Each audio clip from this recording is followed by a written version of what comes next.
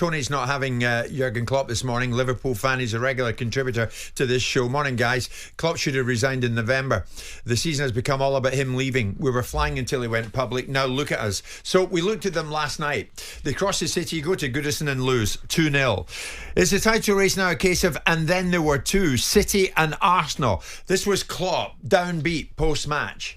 Very disappointed, frustrated, obviously. Had now obviously a few interviews, and I would say we can sum up. It was not good enough. We played the game or let it happen. The game Everton wanted. Obviously, it was not the most inspired performance of all times. I really feel for the people. I'm really sorry for that. Obviously, you can read the table. So shall I say now we are still fully in over it? So we need a crisis at City and Arsenal, and we need to win football games, because if they start now losing all the games and we do what we did tonight, nothing changed. And then we are not safe in the Champions League as well. So we should just play better football. Wow. There's a very deflated Jurgen Klopp. He was very deflated. You don't hear very often, do you? That's right. Is it now down to 2? I would think on the balance of probability it's likely to be so. I mean, you can't. It's one thing, this Tony coming in and saying someone suggesting that Klopp should have resigned in November. He may well have wanted to go in November, and maybe Liverpool talked him out of it and wanted a bit more time to be able to engineer his replacement. And what about the players?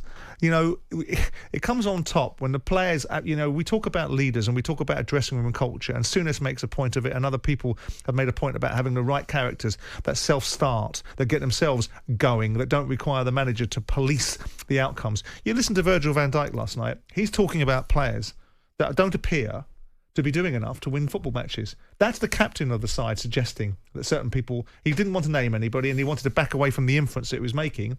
This performance against Everton is not a strategic setup tactically wrong by Klopp. It was an application and an outlook issue from the players on the field. And to my mind, the players need to take a bit of responsibility. It's easy to turn around and say, it's all been about a living parade for Jurgen Klopp. I mean, 3 months ago when he announced it, Liverpool were going great guns post his announcement. They won a League Cup post his announcement. And so I don't really understand this ridiculous scenario of now the king is dead, let's make sure we execute him before he goes, by saying he should have gone in November. The players have got to step up. They haven't performed in certain games, and they certainly didn't perform last night. And you've got certain players like Salah that seem to be a mile off. Don't know why. Not interested in attributing it to injuries. Not interested in perhaps saying that he's been depleted because of Ramadan, because he has Ramadan every single year. Maybe his mindset is somewhere else. And you would have expected a dressing room of so-called leaders to not need their manager to be able to guide them through these murky waters of finishing games off against a side that's in the bottom 5 of the Premier League and in a Merseyside derby. And you would expect them to be able to overcome Crystal Palace, with all due respect to my allegiances to that side and their recent run of form. This is on the players.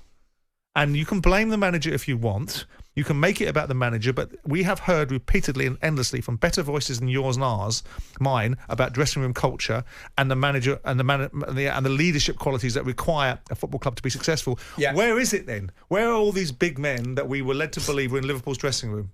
I think you're right about that, regards to players. But 8.5 seasons in charge for Klopp, his legacy, Simon. Yeah. You look at it.